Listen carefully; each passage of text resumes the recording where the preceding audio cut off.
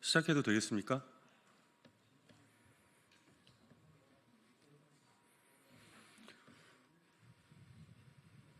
예, 시작하겠습니다. 진보당 수석 대변인 홍성규입니다. 두 가지 말씀드리겠습니다. 첫 번째입니다. 사전투표제를 폐지하겠다고요? 우리 국민들의 적극적인 투표 참여를 두려워하는 정당은 존재할 이유가 없습니다. 장동혁 국민의힘 의원이 사전투표제 폐지 법안을 대표 발의했고 권성동 원내대표는 당론 추진 여부를 시사했습니다. 음모론을 주창하던 자들이 이제 시스템 와해까지 시도하고 있습니다. 단 하나만 묻겠습니다. 법원까지 갔던 그 수많은 부정선거 음모론 중에서 단 하나라도 사실로 밝혀진 것이 있었습니까? 그럼에도 기어이 억지 생떼로 제도까지 바꾸겠다는 것은 다른 저희를 의심할 수밖에 없습니다. 미국 등 주요 선진국들도 고루 채택하고 있는 사전투표제는 투표의 편의성을 높여 우리 시민들의 선거 참여율을 증진시킴으로써 민주주의 고양에 큰 기여를 해왔다는 것은 그 누구도 부정하기 어렵습니다. 우리만 하더라도 지난 2014년 지방선거에서 처음 도입된 이후에 꾸준히 투표율을 높여왔습니다. 더 많은 시민이 더 자유롭게 자신의 의사를 표현하는 것은 당연히 민주주의의 질을 높이는 데 매우 중요합니다. 특히 사전투표자의 25.1%가 사전투표제가 없었다면 투표할 수 없었다고 응답한 것에 주목해야 합니다.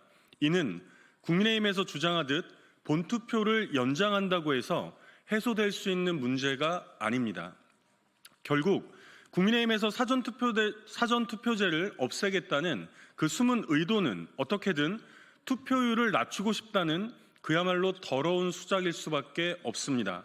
민주주의, 말 그대로 시민이 주인이라는 뜻입니다. 더 많은 시민의 투표 참여, 정치 참여를 두려워하는 정당이 어떻게 민주사회에 어울릴 수나 있겠습니까? 아예 귀찮기 짝이 없는 투표 자체부터 없애고 싶은 것이야말로 진짜 본심 아닙니까? 그게 바로 내란이었군요. 두 번째입니다. 권력 실세 이철규의 아들이라서 수사가 지연됐습니까? 지연시킨 공로로 승진이라도 했다는 겁니까? 친윤 핵심 권력 실세로 불렸던 이철규 국민의힘 의원의 아들이 이른바 마약 던지기 미수로 입건되었습니다. 이미 성인인 아들의 일로 이철규 의원을 비난할 생각은 조금도 없습니다. 그러나 그 석연치 않은 수사 과정에 혹여라도 권력 실세 아버지의 입김이 영향이라도 끼쳤다면 그것은 전혀 다른 범주의 문제입니다. 이철규 의원은 퇴임 전 경찰 계급으로는 넘버 2에 해당하는 치안 정감으로 경기경찰청장을 역임한 바 있습니다. 관련 신고가 접수된 것은 작년 10월 29일이고 신원을 특정한 것은 올해 1월 3일입니다. 그로부터 검거는 다시 지난 2월 25일이 되어서야 진행되었습니다.